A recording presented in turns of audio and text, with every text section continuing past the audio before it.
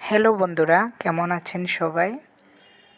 আশা করছি সবাই নিশ্চয়ই খুব ভালো আছেন। আজকে আমি চলে আসলাম ছোট্ট একটা ব্লগ নিয়ে। আরে দেখুন, আমার হাজব্যান্ড মাছের বাজার করেছে, কতগুলো মাছ নিয়ে এসেছে। এই মাছগুলোর মধ্যে আছে রুই মাছ, মৃগেল মাছ, বেলে মাছ, পাবদা মাছ, ট্যাংরা মাছ। আর যখনই মাছ বাজার করে আনে আমি এভাবে মাছগুলোকে বক্সে করে ফ্রিজে রাখি। এতে করে ফ্রিজ ময়লা হয় না, মাছের লাল রক্তগুলো ফ্রিজের মধ্যে পড়ে না।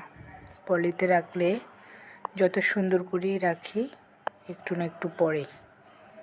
বন্ধুরা, আপনারা কিন্তু এভাবে বক্স করে করে ফ্রিজে মাছগুলো রাখতে পারেন। আমার হাজব্যান্ড যখনই বাজার করে একসাথে অনেকগুলো মাছ নিয়ে আসে,